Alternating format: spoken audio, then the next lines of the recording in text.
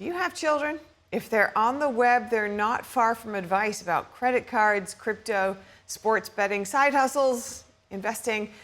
It's already showing up in their feed, actually. And that's why it's important you start the conversation with them first. Our next guest, Lawrence Sprung, says if you're not talking to your teen about money, the algorithm is. We're so glad to have you with us today, Lawrence. Teens might be tempted to open a credit card, for example, without consulting their parents, but through getting all of these tips and hints online and being approached in some ways, what are the risks there and how can you deal with them as a parent? Yeah, free offers, airline miles, hotels, it all sounds so great, but you really want to talk about credit before someone entices them to open a credit card. Not that opening a credit card is bad, but we want to educate the kids, right? So a first credit card can feel like freedom to them, but it can also become a problem real fast if they don't understand interest, minimum payments, and due dates.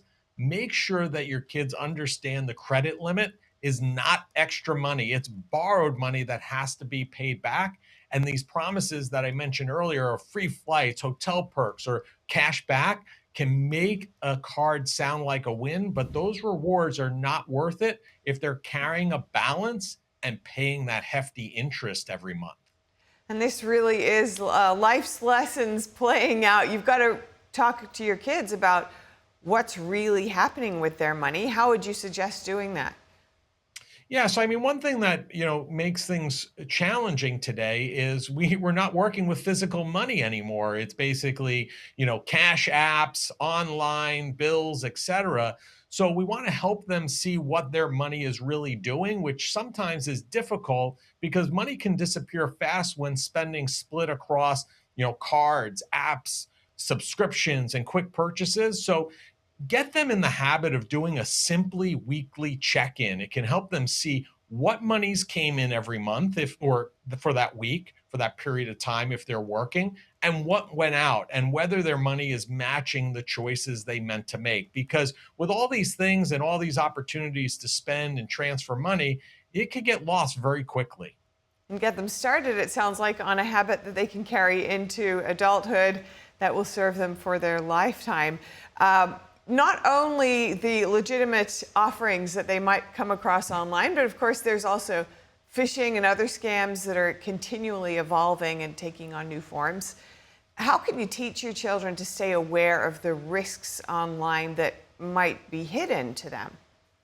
Yeah, I think you have to teach them to question what they see online.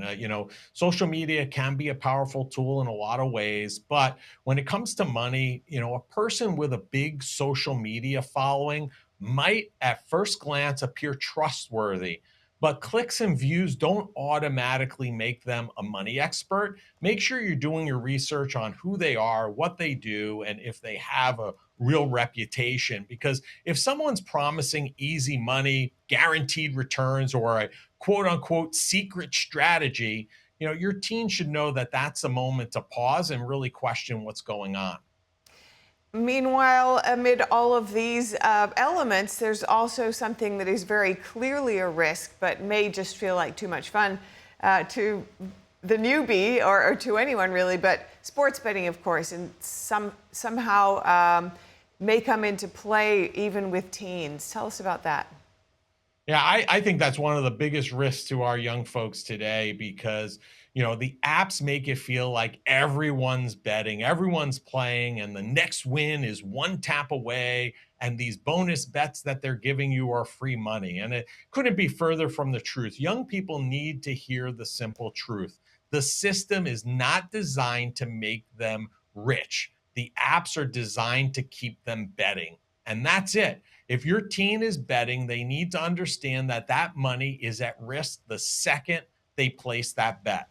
This is entertainment. It's not a paycheck. It's not investing. We want to separate gambling, which could be problematic as an entertainment vehicle, and separate it from investing very early on. Investing is about owning something and giving it time to grow.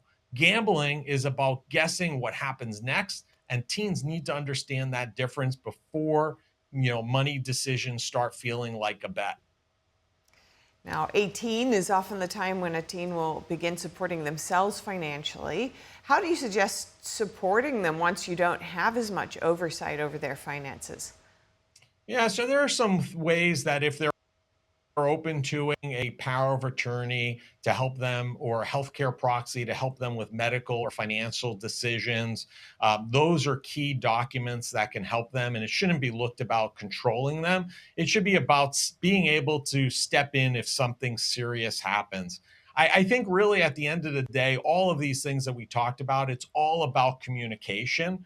We recently sat down with a family that we work with, had a family meeting, and one of their young sons had seen something online about one of the new coins that was going to the moon.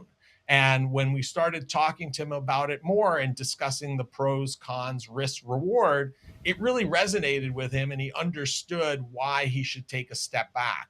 Had his parents not brought us in that conversation, it may not have happened. So as parents, we want to have those conversations or bring somebody in that can have them with our kids to help educate them so they'll be financially secure going forward.